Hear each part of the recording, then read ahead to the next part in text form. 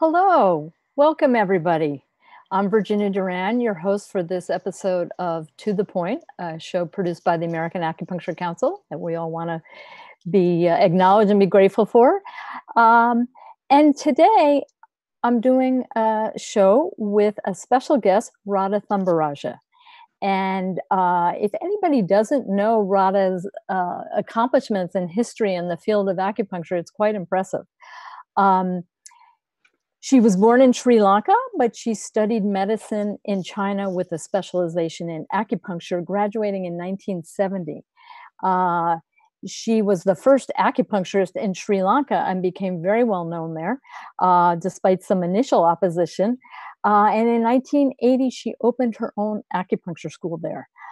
But in 1984, because of the civil war in Sri Lanka, she moved to the UK and went on to practice there and also to open a branch of her Academy of Chinese Acupuncture in Berlin. And so she has taught all over Europe as well as the world for many years now. Her first book was on the energetics of acupuncture, published in 2005. And this has some 5-element teachings if you want to know more about her work. And then in 2007, she published her book on cosmetic acupuncture.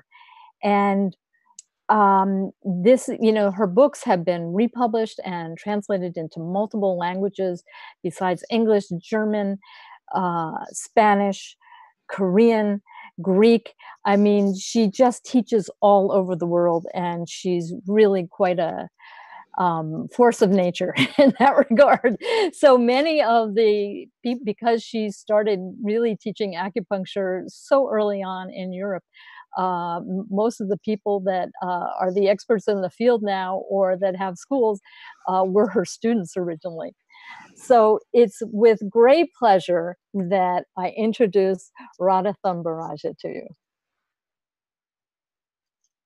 Thank you very much, Virginia, for your kind words. And thank you very much for inviting me to your show, because I'm very happy to be here. Oh, well, I really enjoyed when we met. We were both teaching at a medical acupuncture congress in Austria. And somebody said, "Oh, you two have to meet."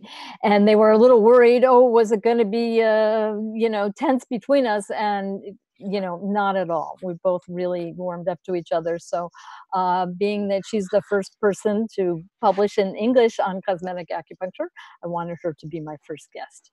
So I'll turn it over to you, Radha. Thank you. Are you going to ask? So I wanted to know how you got started in cosmetic acupuncture. That's a good question. I returned to Sri Lanka in 1970, as I said, and it was a very hard start. And then we started doing this practice, and after a while I opened my school. And we were treating patients. We had a free clinic to go with the school so that the patients didn't pay, and the students were able to practice under supervision. And we saw that patients loved to come daily for chronic problems like arthritis and asthma, and they were always improving. But we also noticed that they were beginning to look much better. Not that they were looking bad before, but their body language changed. They were much healthier. Their skin became so much better. We noticed that they actually became much younger looking. That was really very astounding for me. I really learned a lot from that. Then I worked backwards and I thought, okay, if you improve somebody's health, if they can look good, then if I want to make somebody look good, I can work on their health. And that's how I first started to do cosmetic acupuncture. And I was very lucky. I could practice on actresses and politicians in Sri Lanka who were willing to be private patients. So that's how I started. Oh, great. Speaking of patients, how do you choose your patients for this?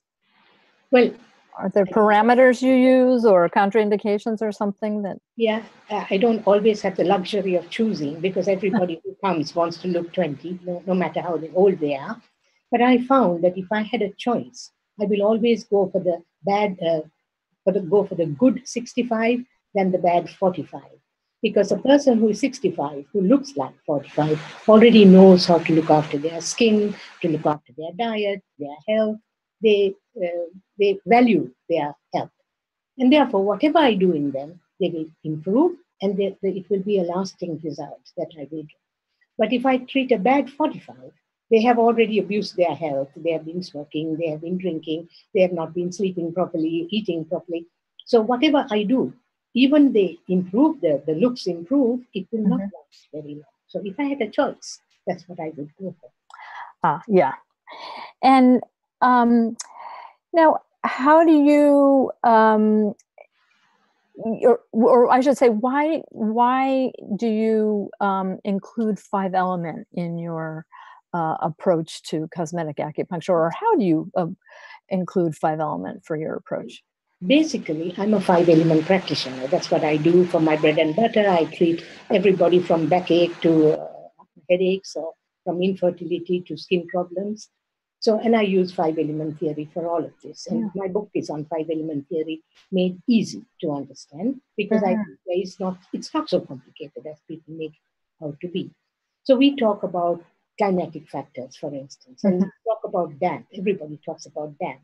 Well, in cosmetic acupuncture, when you say damp, we talk about edema, so swollen eyelids, or big heavy jowls, or sagging heavy cellulite, or whatever. So, and heaviness of the legs and stiffness of the joints that go with it. If you're treating that, of course, in Chinese medicine, it is a problem. The cause of it comes from spleen and stomach. But spleen and stomach are related. They are the digestive system, they're the digestive organs. So it's very much dependent on what we eat. And we eat the wrong things. That will create internal damp. Now, how do you get your patients to eat right? I do tell them about it. I do educate them about it. And some of them take it, some of them leave it. And, we have an inner body clock. And according to our inner body clock, the organs, different organs, have better times to function and worse times to function. And spleen and stomach work better in the mornings. 7 to 11 is their peak activity time. So that is why you're supposed to breakfast like a king. But then each organ has 2 hours of bad, a low activity time. And spleen and stomach have their lowest activity time between 7 to 11 in the evening. And that's why you're supposed to give your dinner to your enemy. So, and if you are a person who has damp symptoms, and you are eating at the wrong time, your main meal you're eating in the evenings because you want to reward yourself for all the hard work you have done in the day, then it's possible that you're going to your spleen and stomach cannot digest and absorb these nutrients, and they create damp and stagnation. So when we are treating patients, and if they come with heavy jowls on the face and edema of the eyelids, and if they have cellulite in the body, we educate them not to eat their main meal in the evening, only to have a minestrone soup or something in the evening, but to have a good breakfast and a reasonably good lunch. So it's not that they should starve, but not to eat in this time. And that really creates a good jawline if you don't eat in your evenings. That's a good tip. With the 5 elements, when we work with the patients, we firstly work with their main problems. So if they have facial problems, or if they have cellulite or sagging breasts, we work with the local area. Secondly, we are giving them an energy balancing session of what is causing the problem. That is based on 5 elements. So if you have loose muscles, that is a liver problem. If you have looseness and hanging jaw and chin line, this is a weakness of the lower warmer or kidney and urinary bladder area. You have to strengthen the kidney and urinary bladder to make this jawline firm. So we balance these energies to make these problems better. Thirdly, the patient has to follow a certain diet and lifestyle to go with this therapy. So it's a 3-point treatment. And at the back of you, perhaps the readers can see some PowerPoint presentations. They are not on what I'm speaking about, but they will show you what I'm teaching the practitioners. So the 3-line treatment is treating locally, treating energetically, and treating lifestyle and diet. Good. Now you're still practicing in England, is that right? Yes. And whereabouts are you practicing? In Birmingham. Birmingham. Oh, okay. That's nicely centrally located, so to speak. Midlands, yeah. Do you do much cosmetic acupuncture, or are you doing more 5-element, or a combination? Yeah, it's a combination. I treat a lot of illnesses. I'm basically a therapist.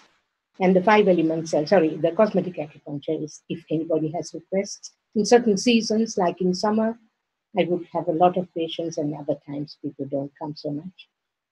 Sure. But I do a lot of training in cosmetic acupuncture. Yeah. Just like you, but amazing. You're the hardest working woman in acupuncture, practically. Oh,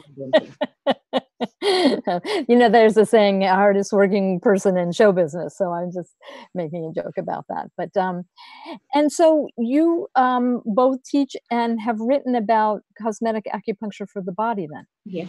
Mm-hmm. Yeah. And what kind of things do you in the cover? body? So not only face and neck, but also sagging breasts, enlarging the breasts, or making the breasts smaller, or treating varicose veins, or treating belly sagging, abdomen sagging, cellulite. Mm-hmm. So anywhere in the body, if there's a cosmetic problem, stretch marks, whatever we can help, we can treat. I know what you mean. Well, is there anything else that you want to tell our audience, about you and your work and your books and all? They can find you on Facebook with your name, Radha Thambirajah.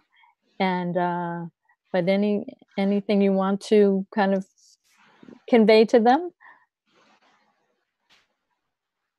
Not particularly. Not particularly. Or anything you want to ask? Well, then I would just like to thank Radha for taking time out of her busy schedule, especially with the time difference, to be our guest this week, and remind you all to tune in next week when we have another guest on To the Point, posted by the American Acupuncture Council. So you can find out more about Radha on her website, on her Facebook page. You can find out more about my work on my website, luminousbeauty.com. And also you can send me a friend request on Facebook if you like, and hear things that don't get on the website so quickly. So thank you very much, Radha, and I'll look forward to chatting with you again. Thank you, Betty. All right. Thanks so much.